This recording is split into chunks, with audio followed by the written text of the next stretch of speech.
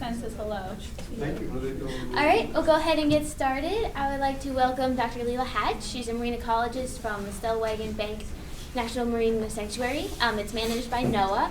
Prior to working for the sanctuary, she received her doctorate from Cornell University in evolutionary biology, and she also worked in the U.S. Congress on marine mammal and fisheries legislation.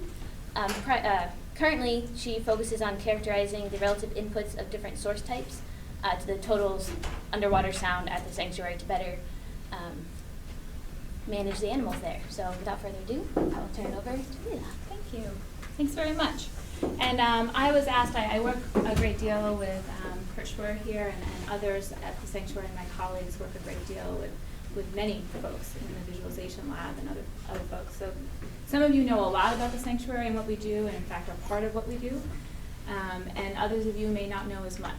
So there will be times maybe where I'm covering background material that is not as interesting, and I'll move quickly, and other times where it might be the first time you've heard a lot about what we do.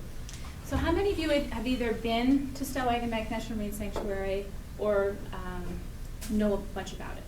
I'm kind of curious. Okay, good. All right, now I know a little bit better where I am.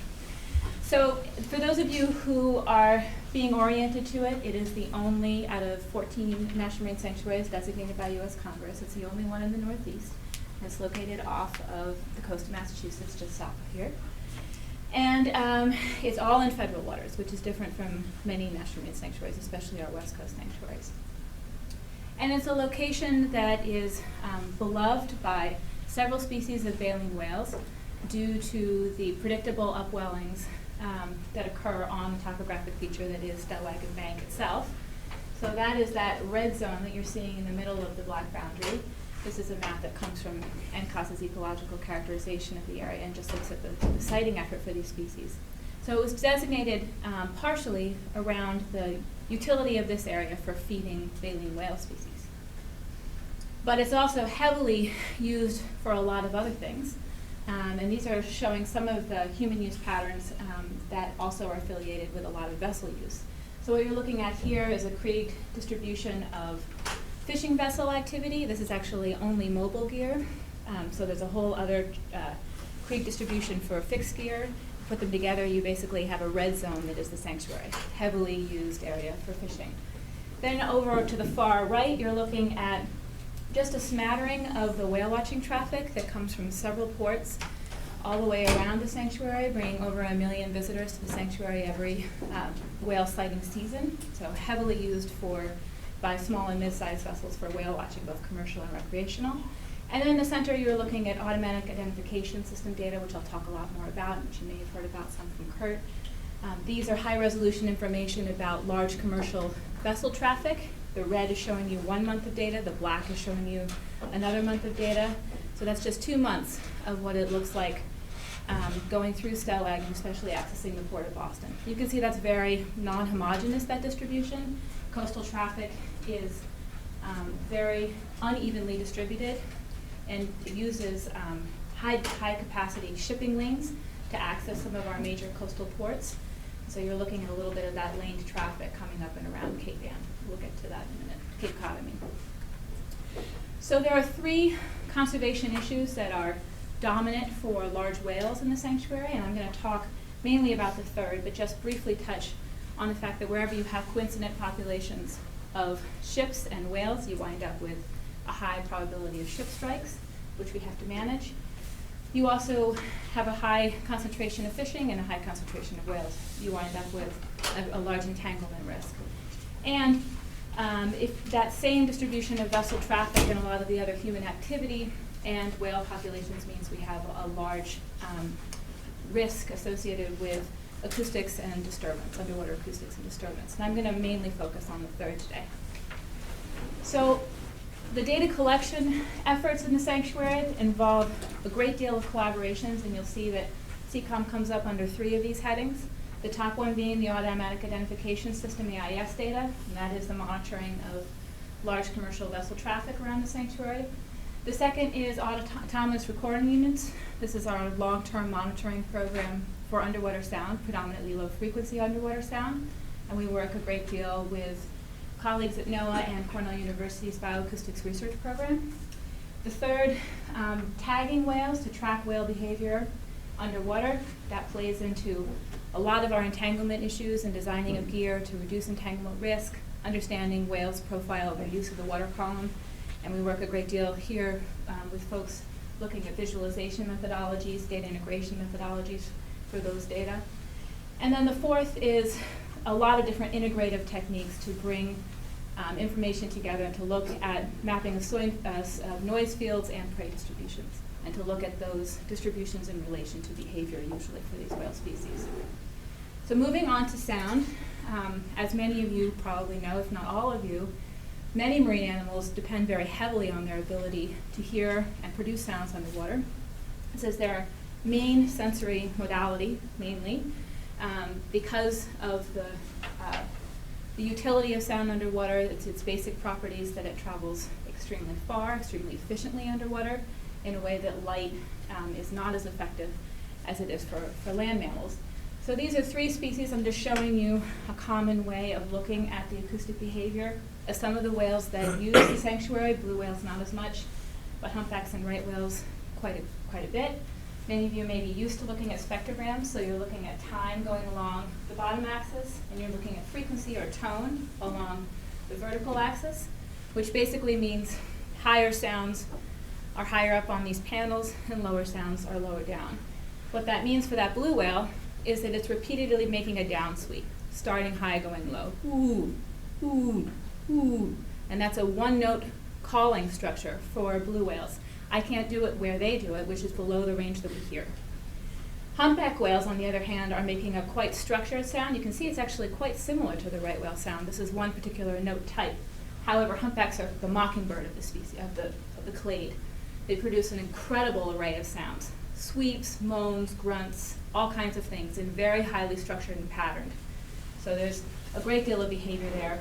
Right whales produce a lot of social sounds in some contexts, and they use a very basic structure of a contact call, which is the up call. It sounds like this.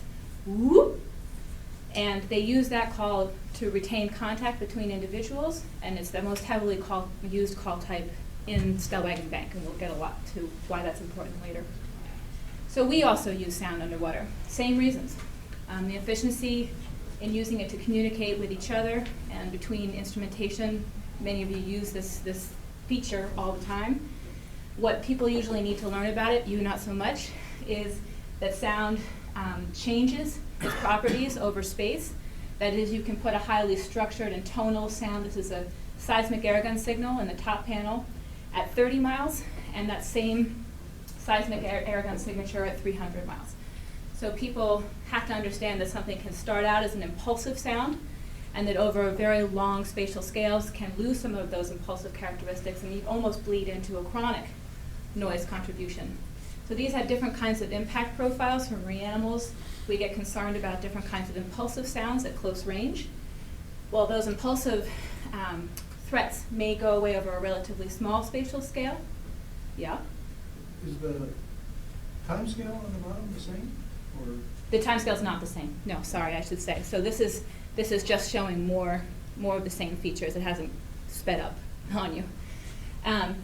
So people need to understand that threat associated with the impulsive sound may be disappearing over a very small spatial scale, but you've retained for this seismic signal, because of its lateral loss of energy, the fact that it propagates quite a bit of low frequency energy laterally, as well as doing what it does to look for oil and gas features in the substrate at short range. You can be hearing this at the Mid-Atlantic Ridge quite predominantly at the lower frequencies, and it's more of a chronic communication masking issue. Another source of sound that I'm going to talk more about today is commercial shipping. And these are two habitats that are heavily used by calling fin whales. One is the Gulf of California between Baja and mainland Mexico, and the other one is the Mediterranean Sea. And you can see these have all been scaled identical to one another. These two panels have been. And you're looking at a calling fin whale way down here at about 20 hertz, which many of you may have seen in some spectrograms. If you've ever seen it, it looks like grass at the bottom of your acoustic panel. because there are so many fin whales calling. Their calls are incredibly efficiently transferred through the water column, and you have a real lawn of calling. You might have a very close by fin that you can hear the actual downsweep structure of the fin whale call, but you might see lots of fin whale calls from a very large range in other panels. So it looks kind of like that lawn. And then you move into a heavy shipping environment, and that lawn is very much covered up by the sound of low frequency propagation noise coming off of large commercial traffic. And what that has meant over sort of the industrialization of shipping time frame, this is 1955 to 2005, is that we've been seeing a decadal doubling of the amount of acoustic power at low frequencies in the places where we have long-term registries of calibrated acoustic measurements. And these are particularly off of the coast of Central and Northern California. And what you're seeing here is an increase in the sound pressure level at 40 hertz that equates to a 3 dB rise on average every decade. What does that mean, or what are we concerned about that meaning? This range in which that sound is concentrated is particularly, again, propeller noise or cavitation noise coming off of propellers of large ships, is directly overlapping the vocalization range and the hearing range of several marine animal species. But predominantly, I'm going to talk today about the fact that it heavily overlaps baleen whales' communication space. And what that means, in looking at it in a sort of cartoon way, is that the amount of area that a blue whale's call could be heard over background noise in the North Atlantic Ocean could be estimated to look like this before commercial shipping, what we're calling ancient ambient noise. If you look over here, this is what it looks like today. It's an exponential decrease in the amount of space because of the way sound behaves and because of the way the degree to which the commercial shipping traffic has grown over that time frame. So, what does this mean for the sanctuary? Our mandate, as many of you know, this is a law that was passed right about when we passed the Marine Mammal Protection Act, the ESA, the Clean Water Act, the National Environmental Protection Act, everything in a rush in the early 1970s. 1992, we updated that sanctuaries law to specifically call it the National Marine Sanctuaries Act and to codify what it is we wanted done in these particular areas we decided were important. And that was to identify and mitigate activities that are likely to destroy, cause a loss of, or injure a resource within them. First thing you have to do that is characterize what's there and what are the threats to those resources.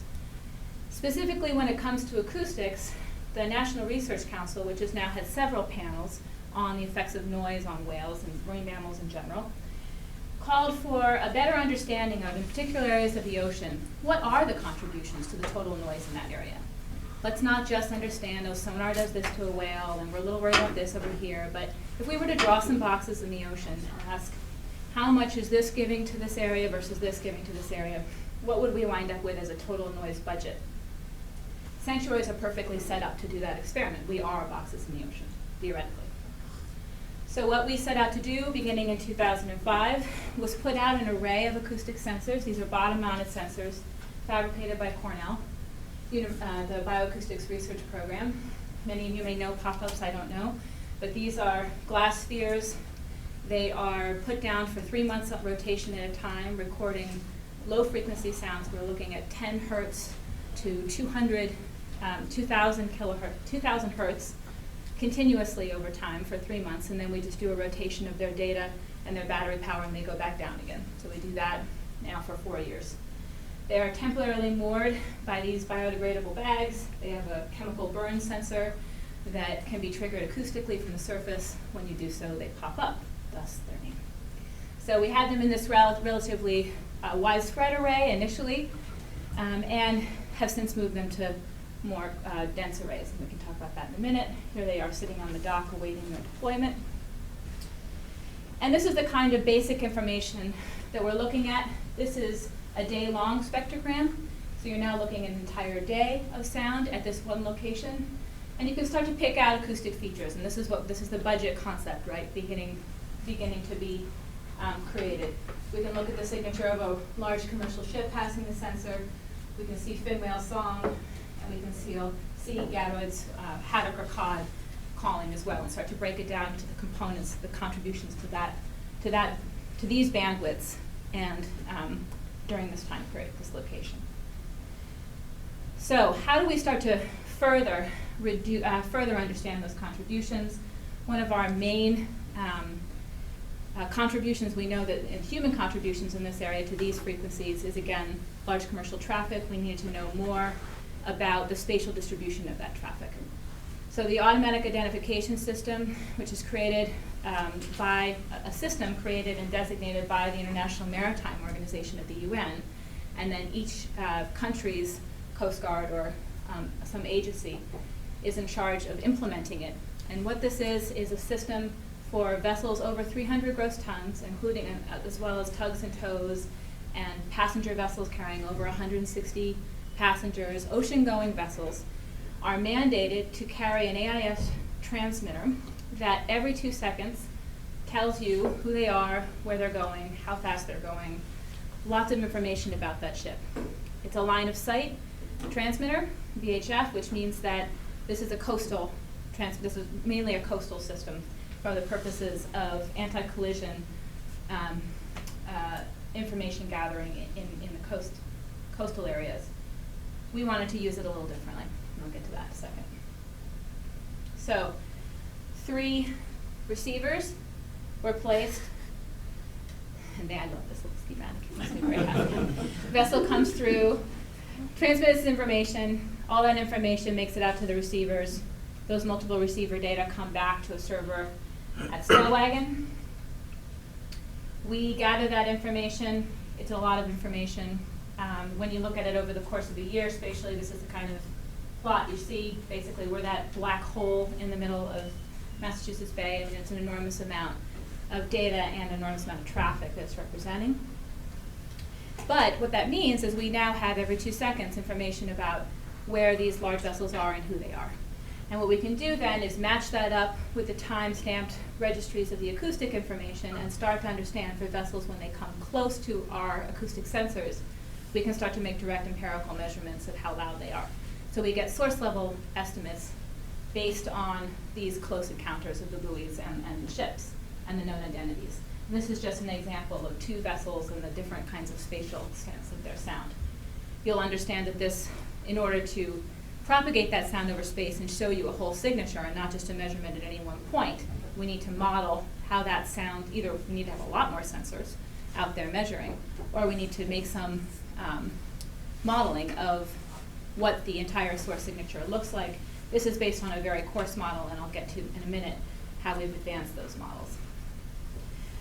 But based on that coarse modeling, you can begin to have a source level signature, and you can get the rich data from AIS to give you an estimate of the total time spent by vessels of different types in the sanctuary and the average power that's put out by those vessels.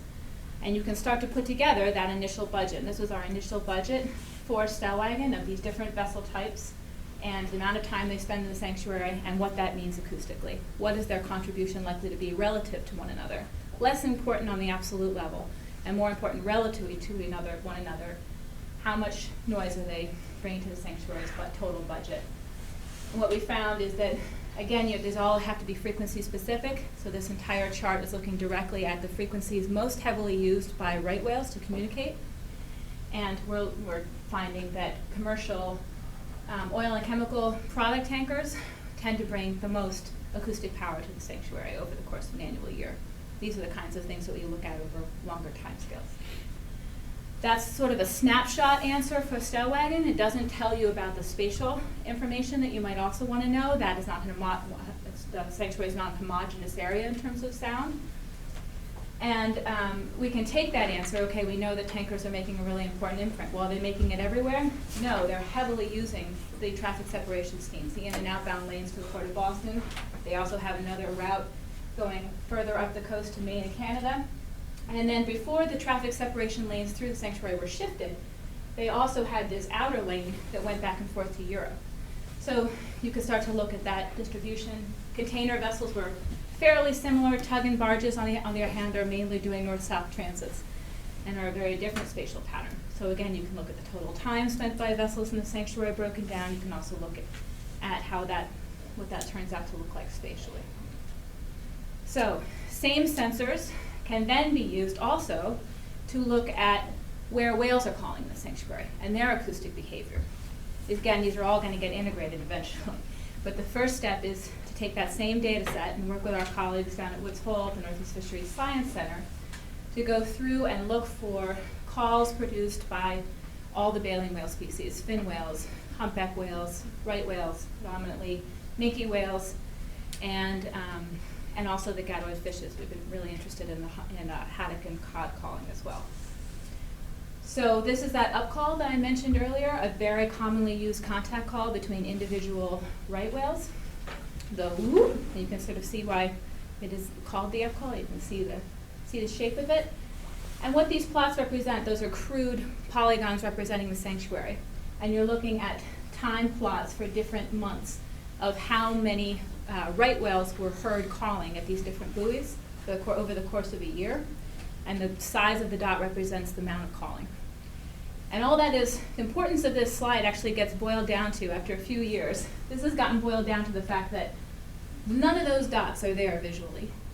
Over in the December to February range, if you visually want to know where right whales were and you did the same representation for visual data, you'd have absolutely no representation of right whales in December through February in the sanctuary, because we don't see right whales in the sanctuary in the winter months predominantly. There's almost no sightings of right whales. We hear them almost every day in December and January because they're there. But we have a hard time getting a plane up. The weather is terrible. All kinds of conditions mean that we don't tend to see them as much. So this has been a really important piece of information to NOAA to better understand how to bring these two surveying methodologies together to better understand the distribution of these critters. And we now know that right whales fairly predictably use Jeffrey's Ledge, right off here, and or south of you, and northern Stellwagen Bank to feed in that northeastern corner. Humpback whales, another sort of grand truth of humpback whaledom is that humpbacks sing when they're breeding off the coast. Our population, that is the western North Atlantic population, when they are breeding off of Puerto Rico and Dominican Republic, that's when they sing. That's when males sing. It's a competitive display. They don't otherwise really sing. The answer is, actually they sing pretty much every month of the year, and they sing on their feeding grounds in Stellwagen Bank. So it's another one of those, we really like nature to be tidy and ordered, and it's more tidy when we only go to specific places and we can only see at certain time periods. But inconveniently, acoustics are autonomous, and they give us this ability to know a lot more, and the more we know, unfortunately, the more complex things become. So bringing these all together, the last 3 years we've been funded by the National Oceanographic Partnership Program to bring some of these data sets together. And these arrays are now more tightly spaced, and they're very species specific. So now we know that we want to be looking up in the northeast corner for right whale calling. And we also know that right whales are calling really quietly relative to some other species. So we need to have a denser array because we want multiple arrivals. We want to hear the same animal on lots of buoys so that we can locate it by the difference in the amount of time the call takes to get to the buoy. Once we can triangulate down to a location, ideally we want to track it for a little while and have these sort of autonomous mechanisms for tracking whales acoustically. So those arrays are built, these are sort of slightly differently built array geometries. We do the same thing with right whales now, a set of buoys out in the springtime. Our summer and fall buoys are spaced out more from each other, the reason being that humpback whales call a little bit more loudly, and that's where we're focusing on humpback whales here. And we can get multiple arrivals over a larger spatial scale. So bringing that propagation modeling sort of up to snuff, we're using a great deal of information, everything from high resolution, multi-beam information and sediment type information. Both of those things heavily affect the way sound propagates, not news to many of you. We're also using CTD sampling, both at recording sites and sort of in different areas that we know we need the sampling to better model the way that temperature, salinity are affecting sound propagation in the water column. And then we're also doing some experimentation where we're actually going out there and making sounds and doing empirical measurements and seeing whether our models are agreeing with our empirical measurements. Then we're bringing this all together, combination of, we're wanting to represent in a single soundscape the contributions of wind noise, whale noise, and ship noise to that soundscape over space and time. So the wind noise information is predominantly coming from oceanographic buoys, and that information gets regressed on the background noise, the lowest level background noise, once you've subtracted out what the shipping noise is. So you get some information about what the natural ambient conditions are for varying low frequency sound, because wind has a large contribution to low frequency sound and the bandwidths we're really interested in mapping. And then I told you that we're looking at how the contribution of ships is coming into the picture, where we can actually pinpoint individual ships and their contributions. And then whales. So this is actually just another way of looking at the tabulation. These are all the days in April 2008. And these are the percentage of 10-minute bins in those days that had calls by these different species. I'm not going to go through it in detail, which is fine because you can't even really see them. It's a very small plot. The top one, however, shows the basic gist is that all species but minke whales were detected at relatively high levels. Humpback whales in April, you're not hearing them a huge amount in early April, and they starts to rise. You hear the boar in late April. The idea being you just hear a lot of whale calling behavior. So all that stuff gets brought together into a model called the Acoustic Integration Model, which was built by Marine Acoustics Incorporated. I know you guys do a very much better job at display, so don't get upset about the display. But the model itself allows you to bring in all of that information about sediment type and bathymetry, et cetera, and to produce sound propagation receiver grids that then come out, and we can load those into MATLAB and start to look at that soundscape. So what you're going to see here, the fireflies are right whales. Their distribution is based on a combination of aerial survey data and acoustic recordings, or acoustic detections of those animals during the month of April. And this is just going to be the first week of April that I'm going to show you. They're blinking on and off because they're calling.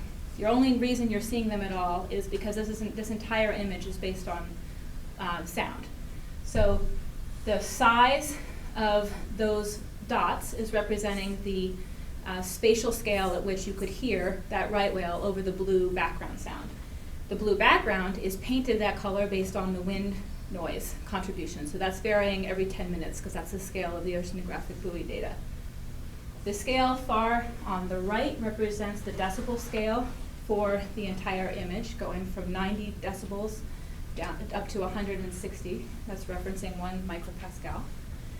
And you're going to see vessels coming in and out of the picture, and they're going to look like beacons of light that are on their empirical AIS tracks, right? So this is all real tracking information, and their source levels are going to be based on what we measured when they passed our buoys, empirical information, or if they got nowhere near our buoys, what we know from other times we've recorded them, or what the literature says they kind of should be. Oop, that's not good. This way.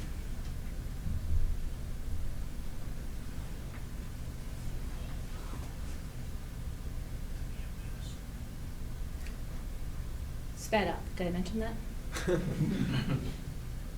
So that's a loud tanker. Not extraordinarily loud, I might add.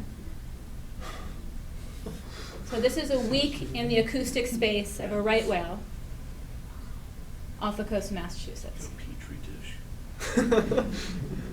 And what I think the most important thing about this is that we modeled a time period where right whales were probably the densest they have been in the last 30 years in Cape Cod Bay. April 2008 was that top of the cover of the Boston Globe said a third of the right whale population alive today in Cape Cod Bay and Stellwagen today. It was a really high concentration, a high feeding moment for right whales. So from an acoustic perspective, it was their best shot at hearing one another. And on top, so what we're showing is a relatively conservative picture of what it's like and what the conditions are. And so if you follow this visual through to a quantification, what we want to know is what is the variance in the acoustic space that's available to right whales in this area over time. So what we've called that is the index of masking. Masking is masking is defined as not being able to be heard over background noise. So it's a signal to noise ratio comparison. 0 on this scale, this is going to be days for the month of August 2008, going along the bottom. And the vertical scale goes from 0, which is no change relative to ancient ambient conditions. And what we mean by that is the floor is painted by wind. So if you could be heard over wind, we're calling your index of masking 0, even though you could be masked during a very windy moment. But we're not interested in wind masking, we're interested in ship masking. Up to 1 means that ships have entirely obliterated your communication space. So if we do that calculation for right whales calling in, on average, 150 decibels in Cape Cod Bay over the course of that month, based on that model for that density and those calling rates, and that space, this is now all collapsed, as the spatial scale is now all collapsed into 1 metric. You see that right whales on average lose between 70 and 80% of their communication space during this best case scenario for communication in April 2008. Is there an implied range between the whales in that model? There is between receiver and sender, that kind of a range. Yeah. What we do to make this calculation is we consider every point in the grid a potential receiver and every whale in the grid a potential sender. So that's actually how this calculation goes by. It's not pairing the modeled individuals as receiver and sender. It's thinking of this space as it's doing that as a population. Okay. So that kind of modeling can become predictive and can be applied to management questions. And one of those management questions are the acoustic implications of the future of louder ships. Louder ships mainly equated to bigger ships. Bigger ships, particularly if they're built the way we're building them now, which is basically shoebox that's moving through the ocean. I mean, there's, if we continue to build ships the way we do with relatively poor hull and this is the large commercial tankers and cargo ships, large, relatively poor combinations of hull shape and propeller shape, and we're just trying to grow the amount of goods we can carry, since we carry 99.5% of the goods in the world by ship. All trucks and trains, I think probably many of you know this, represent, airplanes, all other modes of transport represent less than 1% of what we do with goods. The vast majority is in ships, and that means we have an enormous bulk of goods to move. And if they're getting bigger and there's getting to be more of them, then we can start to model what that means acoustically by adding to the source levels on the routes that are at hand, or adding more routes. More traffic. This is actually just a schematic based on these liquefied natural gas tanker routes off the coast of Massachusetts, which I'm going to get to in a moment. And there's several scenarios for how many tankers can be out there at any one time. And we can add traffic levels, quantitative traffic levels to those tracks and start to look at what those acoustic implications are. And then what are the implications of different operating conditions? What happens when we slow everybody down in certain spatial areas, like we are off the coast of Massachusetts, to avoid, to reduce collision risk with right whales? There's a relationship between the amount of sound produced by a ship at low frequency and speed. It is not always linear, but it's grossly representative of the faster you go, the louder you are. So if we slow you down, we can start to look at what that would mean over some area. And if we reroute you, a lot of effort went into shifting the traffic separation scheme through this National Marine Sanctuary from an area that's very heavily utilized by whales for feeding to an area that's not as heavily utilized by whales for feeding, which is this trow right here. That's the new lanes. And that has huge implications for reducing the risk of a vessel strike, which is why this measure was put into place. But these things always have ramifications for acoustics as well. You displace a high concentration acoustic activity from where whales are highly concentrated, you also reduce insonification. A lot of these questions are now being looked at. The U.S. made a proposal to the International Maritime Organization's Marine Environmental Protection Committee, and there's now a committee that's led by NOAA to look at technical ways to quiet commercial vessels. So a bunch of member nations and ship architects and others are now looking at what are the things we know about the ways we've quieted other types of ships for various reasons, military and others. How many of these are applicable in a commercial vessel setting? What do we have to do to start to make ships quieter? The benefit of this is that many noise issues that I work on, we're making noise purposefully, and then we come into a conflict of how do we protect animals from the potential implications of the sound we're producing, as well as get what we want to get done in the ocean by using acoustics. In this case, this is incidental noise. This is an accident of transporting T-shirts from China to California, right? So theoretically, we could engage these folks in making these reductions, and that's what this committee is working on. One last scenario for management mitigation I wanted to walk you through.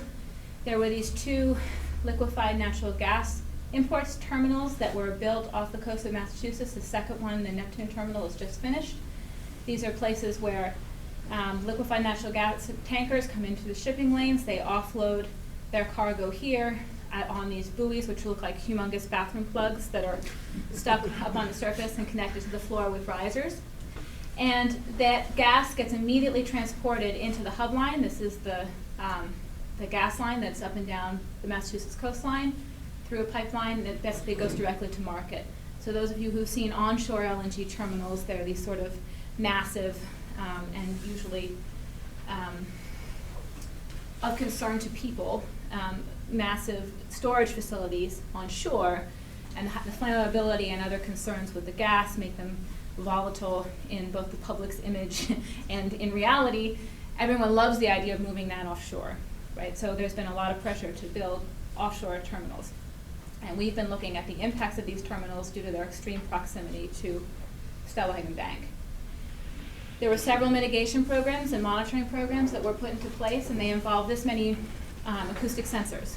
So the red sensors have a surface component, and they can talk via satellite, and I'll get to that in a minute.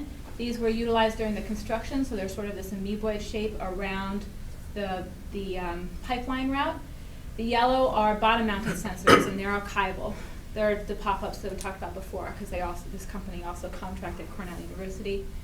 So those buoys are down there for a 5-year time period for each port, looking at the acoustic contributions of the port building activity to this habitat.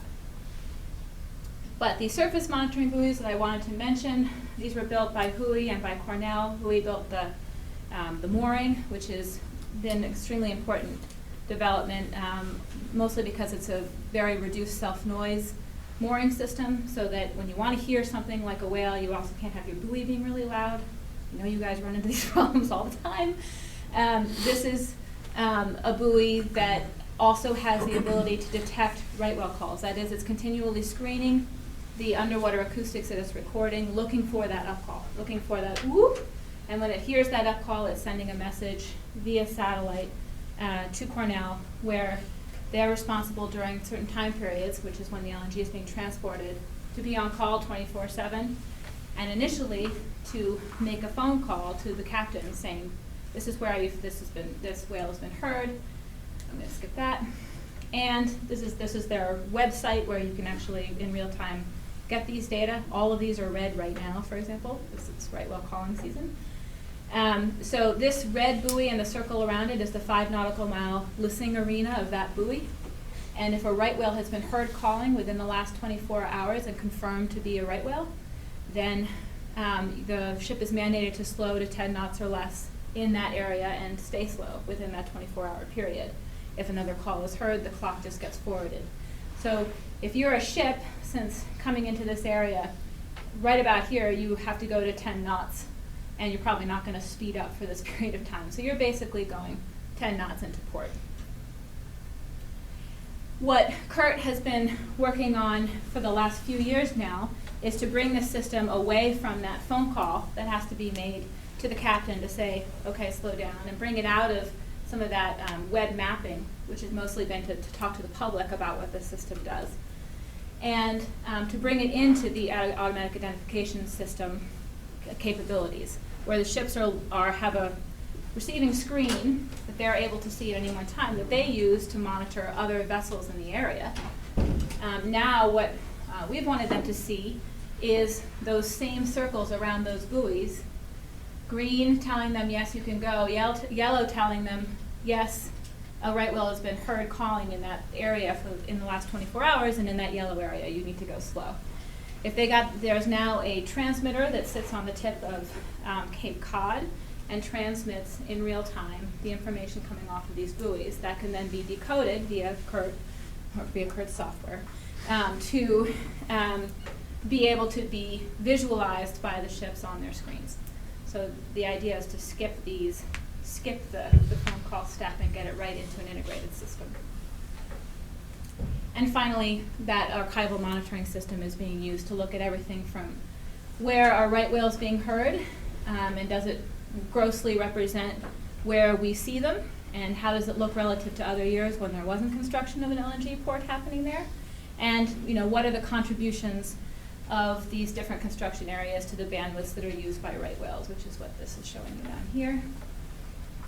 And this is just a final schematic to show you the kind of instrumentation going on for this passive acoustic monitoring work in this area. Talk to you about almost all of these arrays, except for some of the ones going on in Cape Cod, which are using very similar sensor types. And in summary, I hope I made the point that you already knew in some ways. The things we do in the ocean can produce very high levels of noise. And our communication masking questions are becoming a real issue. What are the chronic implications of noise for marine life? And especially in these heavily urbanized areas and coastal environments like the Stellwagen Sanctuary. And what is the biological cost to species from this urbanization? And finally, and most importantly, it's absolutely a huge team effort. We rely heavily on many of you and enjoy doing so, and look forward to doing this work with you in the future. Thanks very much.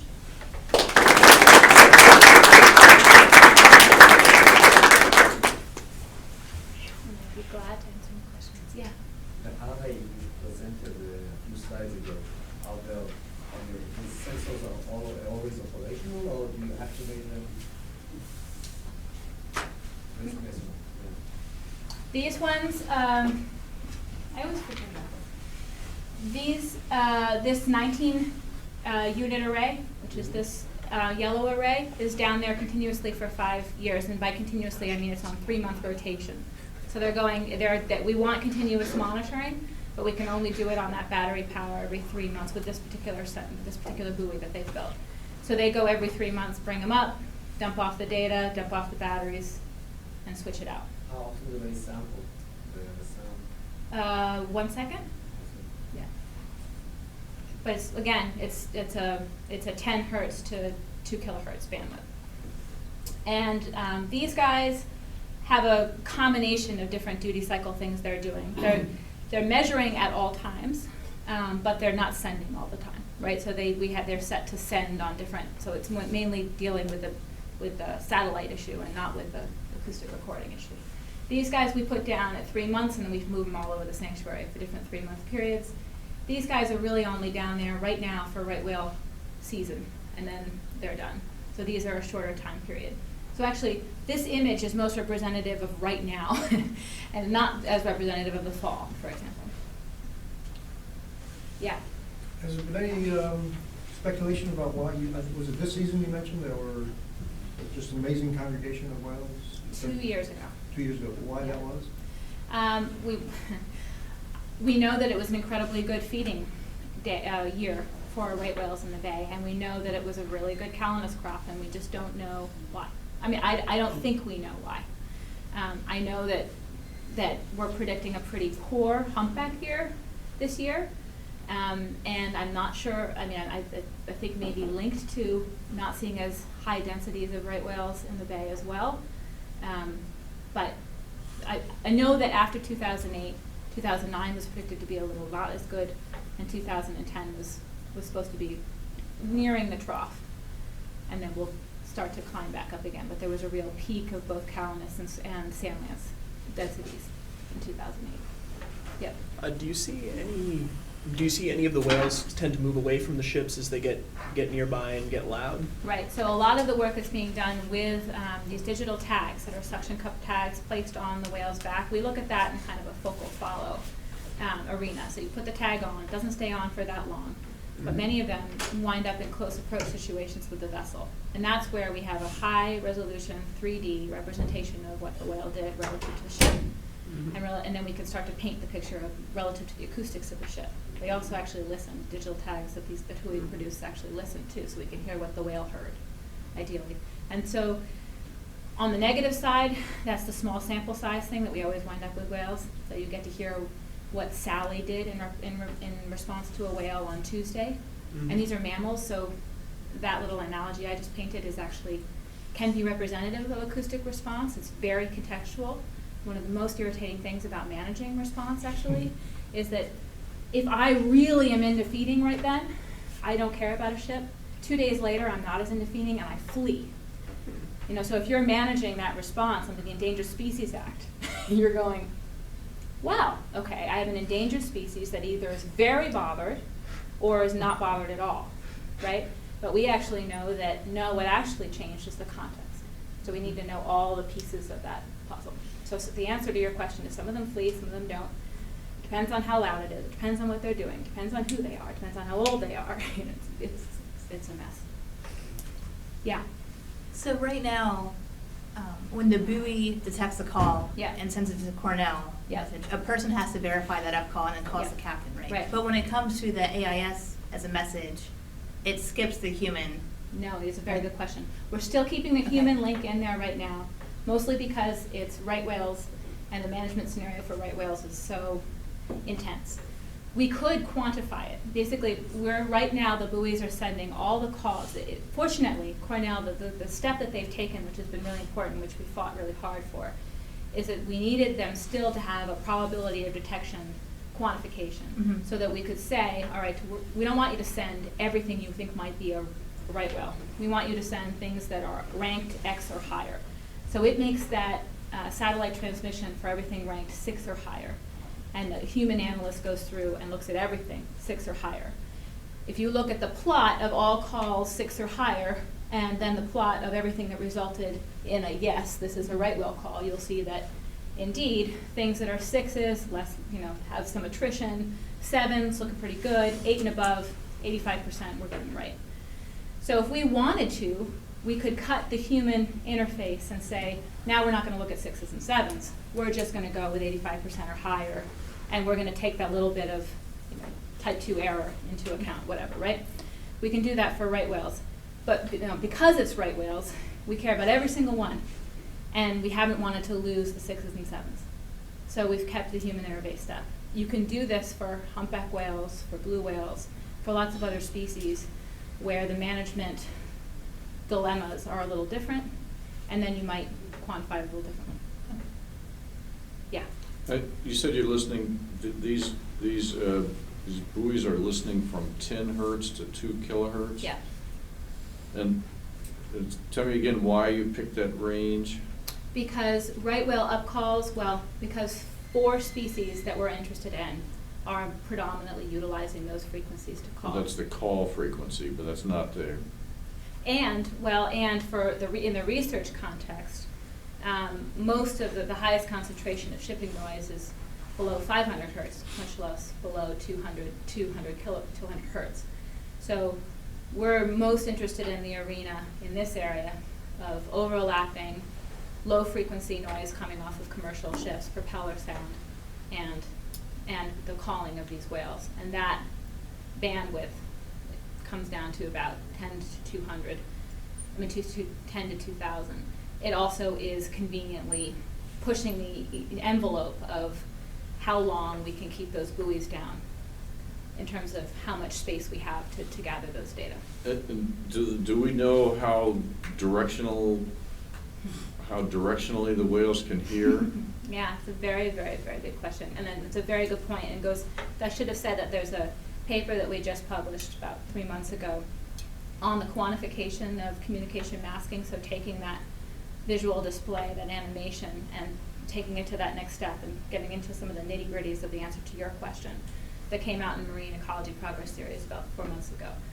And in that paper, we talk through what we're leaving out in terms of directionality. We've pushed the model now to incorporate the directionality of the ship, and when we're doing those focal follows with the tagged whale, then yes, because there's pitch and roll on those tags. So in the focal follow, whale by whale scenario, we could start to answer these questions. Okay, ship at angle 45, whale at angle this. And then we still have leaps of faith about whale processing sound at X angle. I mean, that's still like, woo, alarm waving going on. But at least in the newest models, we can take into account what we definitely know, which is that ships are mostly not omnidirectional. And we can put in the directionality associated with the ships into the model. And then getting into the integration of the whale's directionality is a whole other thing. So we know that they can hear a little better with their directional sense in some directions and a little worse in other directions. So right now they're being treated as if it's kind of an average all around them. I guess where I was going was it appears that the whales are not able to get out of the way of the ships. Oh, yes, okay, yeah. And so I guess we don't understand why they can't hear a sound in a certain direction and react to that. Well, I have like 16 answers, but I'll come down to like one. My first is, people get hit by cars. Can we not hear them? No, we were doing something else. You know, mostly we were doing something else. And that's a lot of the reason on the water for whales. That's part of the reason on the water for whales. And then we get into, and then we move on into the math of shadowing at the bow of ships. So we know a lot more about some ships and large shadows of sound that occur at the bow. So when I talk about ship directionality for cargo ships and for tankers, for many that we're now empirically tracking, we can see a real reduction in sound at the front and a real bloom of sound to the sides and a real reduction to the stern. So you can be at a different place. You can also, and that's just the XY view, right? And all of us know from the XYZ view that there's all kinds of things going on about where you are in space relative to a source that's at the surface and what that might mean for what you can or can't hear. So there's going to be dynamics that are very high resolution, and then there's just going to be the I'm here, I'm feeding, that's what I do, I don't care. There's a lot of ships in this area, I'm not paying that much attention kind of stuff. And then the third, and most important often, is the time issues. And that's what we deal with mostly when we manage speed, which is we're trying to get to what's the time envelope for decision making by the whale, by the ship. Yeah? Kind of following on Andy's question, I guess I'm trying to get a feel for what the greatest concern, there's no question the background noise is increasing, 3 dB a decade or something. Yep. That's a huge number. What is the feeling for the impact of that on the behavior and survivability of marine mammals? Right. Is it inter-organism communication? Is it avoidance of vessels, which we're not, I don't think, right? No. So what is the concern? Right. What So is this doing? Right. The two main categories, I'm glad you brought that up because I went way too fast over that segment, the impact segment. What we're mainly focused on and following this kind of thing through to what we call the population consequences of noise, right? All of our laws and much of our conservation interest is based on what happens to the ability of these animals to feed and to survive first and then to breed, right? So we're looking at not whether individuals make little decisions and flee or what they do, but what that winds up meaning for whether they have a calf the next year or whether they fed efficiently. And what we're learning, I'll take that to the right whale scenario. If we've just shown that there's a vast reduction in the amount of space that animals have to get their signal out, regardless of who's receiving it, right? Then what we've started to integrate is, well, what did that, first we have to know something about what that signal was doing. And what we're starting to understand about right whale contact calls is that there are a variety of different things they're doing with it, but we know that it must play some role in sharing information about food resources and their distribution, as well as connectivity among individuals. And if that's the case, then we're starting to break the boundary down on how much sharing they're doing of information about patchy food resources. All of these animals are completely and totally dependent on highly patchy, high-density food resources distributed over a relatively large area, i.e. entire oceans, right? And that are supposed to be predictable, but we're messing with that too, right? So the biggest underlying pressure, I think, for this entire question is climate change. That we are now shifting where these theoretically predictable high resource patches are in the world.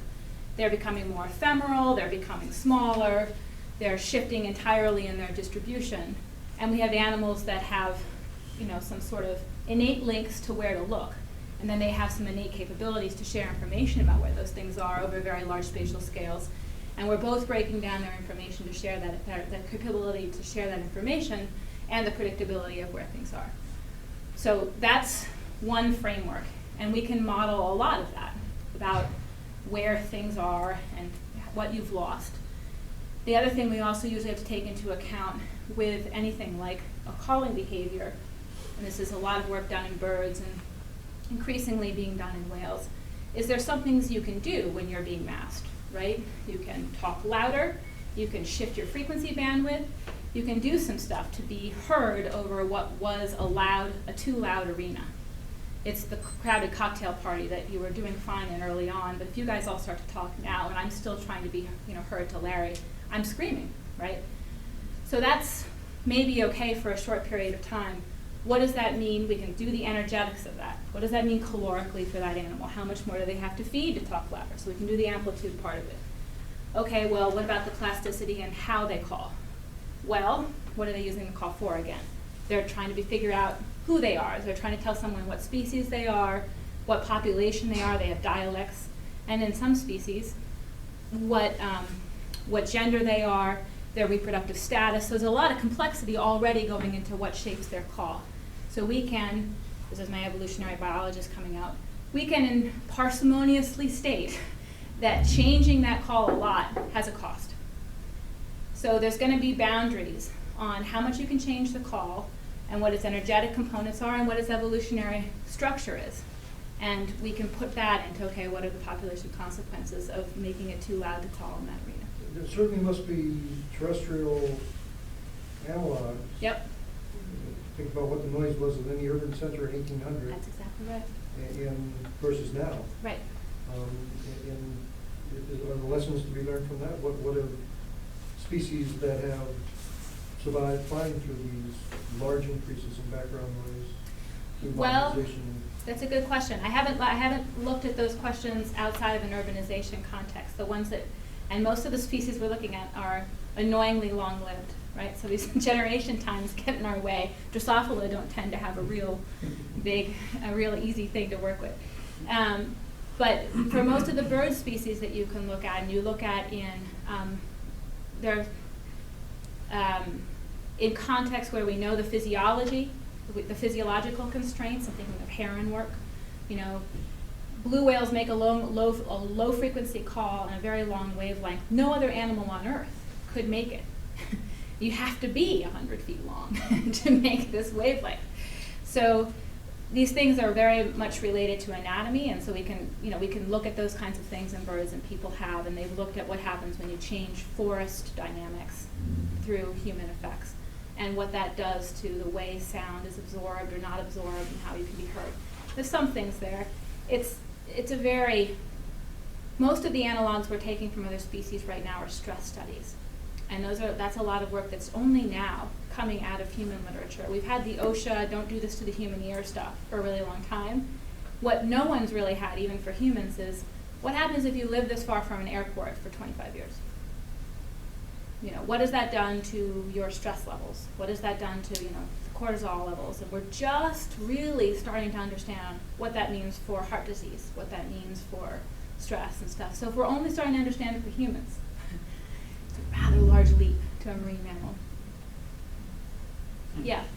Kind of on the same vein, and I don't know, like, how, just from the comment you just made, it's probably a completely outlandish question. No. But, has there been any thought at all to, I mean, earlier you were saying, well, the animals eating, they just don't care, they just don't care. Is there any sense that these are mammals and they're smart and they're intelligent and they could learn to avoid those because they realize that this is not where I want to be, or these noises mean something, and for my survival, I need to start acting? Yep, absolutely. You have a sense of that? Well, I mean, this is the arena, the management arena that I work in the most with these issues. People for 7 to 10 years now, they started to learn the word, and this is always the case. People learn a word and then they start to use it, and they learned the word habituation. And they said, well, I can start pile driving here because this is already loud and animals here are used to it. So it's not going to be a big deal if I add this loud thing to this loud place because they're used to it. And then it took us 5 years to re-educate people about what we know about habituation and how narrowly habituation is defined. And that no, in fact, a new sound is a new sound, and then there's a lot of other players in that mix. And what does habituation get us? And what do we actually know about what habituation means from a stress response perspective? Is an animal truly habituated, or have we only looked at it for a day, and what we're actually concerned about is what happens over 3 to 4 years, a lifetime? So a lot of those questions have come up, that animals, yes, potentially, and we know, and we are trying to take some of these things into account in management, and it's a nightmare. Ambient noise has not been part of the management profile. As many of you may know, most of the legal things we put into place in the 1970s are kind of a human thing we do by human thing we do, animal by animal conservation process. And getting to what are the ecosystem-based effects over a long-term and large spatial scale of doing what we do has been a massive leap, and we're still working on it. And a lot of the things we're trying to do now are take into account what the cumulative noise profile is of an area, what adding to it is likely to do. All of these things are extremely hard. It's not a good answer to your question, but it'll lead me off into marine spatial planning contexts and all kinds of other stuff, which really is the arena for this stuff, right? It's not going to be, did that air gun make that whale scared? It's going to be, we're going to build a new oil and gas facility off Alaska. It's going to have 20 vessels associated with it. It's going to have this many platforms. It's going to operate for this many years. It's this stuff. And it's been much harder from a noise perspective to wrap our minds around that. And we're just building the tools to do that.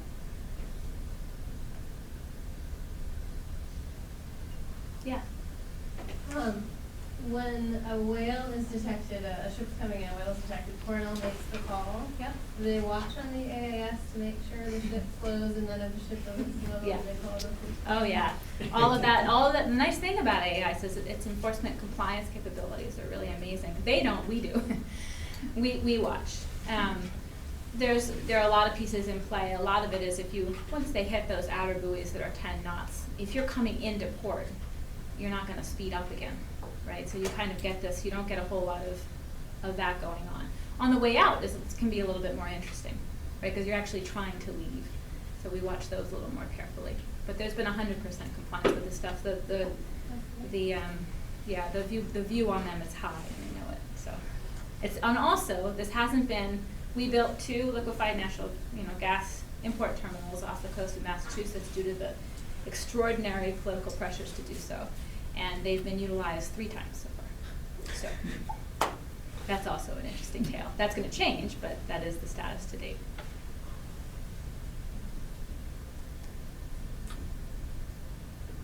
Anything else? Well, thank you very much.